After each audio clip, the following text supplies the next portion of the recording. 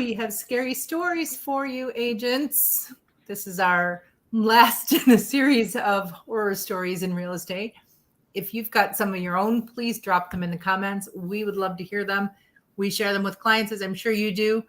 Cautionary tales are always so much better than warnings and lectures after the fact. So today we talked about wire fraud. I'm sure you've heard about the target that we've become and our transactions have become. I was just reading about a family that lost all of their life savings, $125,000 that they had for their down payment. Recently in a wire fraud scheme, it was an article, and as of the publication, they were not getting it back. So I think this might be an opportunity for somebody to insure transactions. Good point. Cool. I don't really understand why that hasn't happened. There's title insurance, transaction insurance.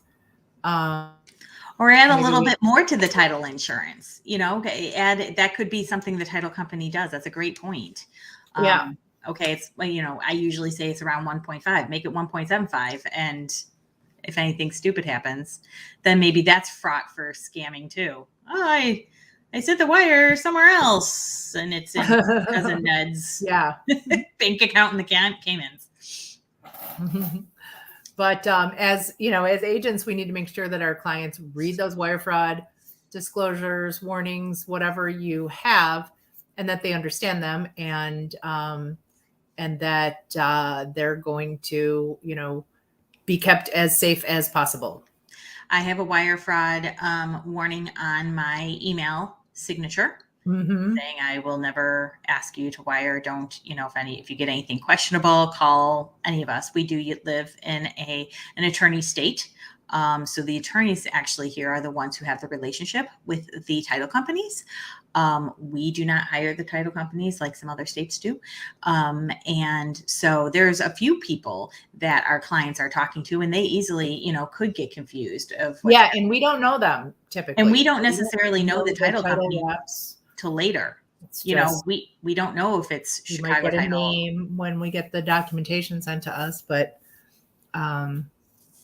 so and all of their procedures are a little bit different. So you just want to make sure that your clients are aware what they should be looking for and who they need to call if they have any questions. Absolutely.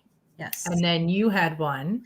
I did. And this is something that it seems like it was on a national social media account for realtors. And it seemed like there was plenty of realtors who knew about it. And probably because it's not illegal. And there are firms out there. Don't do it, by the way. Just because it's not illegal. Please don't be one of them. But there are real estate companies out there that legally are giving basically loans to sellers. And they're saying, hey, do you need $1,000? Do you need $5,000? Do you need whatever amount of money? Quick money. And the ones I've been incredibly low amounts of money. Like correct. Yeah, we're not talking $25,000. But just to get by. And we are in a time frame that somebody might be tempted to do something like that for $1,500 to fix a car or keep the lights on or something like that if they're really in a bind. And so what's happening is that this company's coming in, they're like, just sign this paperwork. And essentially what's happening is, and so when you decide to sell, it could be next week, it could be 5 years from now, it could be, after you are deceased, but we want to represent you in the sale. And then they put a lien or a lien type. Basically, it makes the title not clear. It makes it a cloudy title. And, when do you pull title? You pull title several weeks into a transaction. Yeah, so they don't interfere when it goes into the MLS or when the sign goes in the yard or any of this happens. They'll let you go all the way down the road to get a sale, and then they'll say that commission is due to us. Correct. So basically, you already, a seller has already signed a contract saying that they're going to pay their agent an X amount, and then that agent is supposed to pay the buyer's agent a percentage of that. And So they've already been under contract for a percentage, whatever that is. And now this company is coming back and saying, oh, well, if you want to clear your title, give us our 3%. I believe 3% is their actual number. Right. Give us 3% of your sales price. You're selling it for $300,000. Just give us $9,000 and we'll be out of your hair. Well, you can try to fight it. You could try to yeah. And the ones I was reading walk about it it down. held up. So it's, it's something I'm not sure exactly how we can combat it necessarily, but something to be aware of. And, maybe one of those things that, that you discuss with sellers when you're taking a listing, especially if they look like they may have been in financial, straits over the last few years. Because I do think they prey on people who are elderly or, in need, who they think are going to fall for their scam. Right. So be aware of that, because the agents who were on these deals really screwed after putting an awful lot of work and spending a lot of money. And then this company just reaps the benefits. Right. And as we're going into a climate where sellers may have less equity and less wiggle room, that's something that, probably would cancel most deals. Yeah. So something to be aware of. Then the third one we talked about with the public at large was a situation where a buyer ghosted the agent and everybody else in the transaction a week before closing. So the agent didn't know, they didn't know what was going on. So they didn't know whether this was cold feet or the buyer had been kidnapped and killed and thrown into a quarry, or whether, they just hopped on a plane to France. But they, or just sitting in their apartment with the blinds down, not answering a phone call, which is most likely. So yes, they weren't talking to the lender. There was no evidence, no reason, no, denial of funds or anything like that.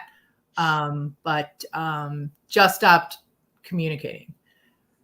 Well, the buyer's a jerk. We all know that that's not the way to handle things.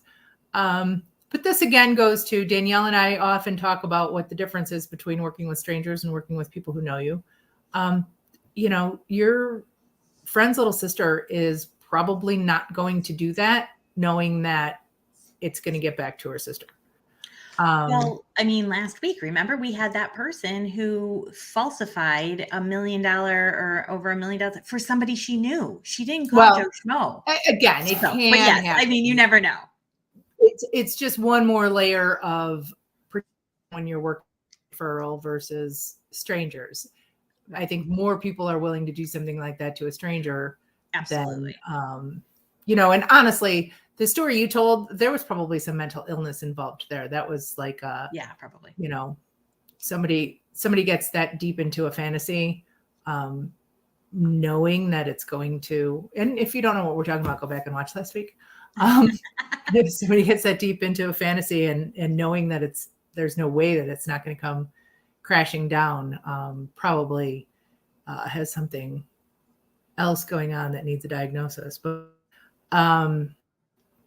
But just to, stop talking to everyone in the transaction is a pretty crappy thing to do.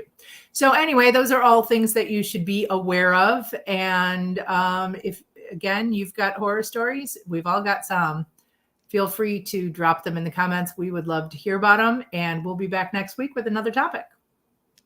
Have a great week.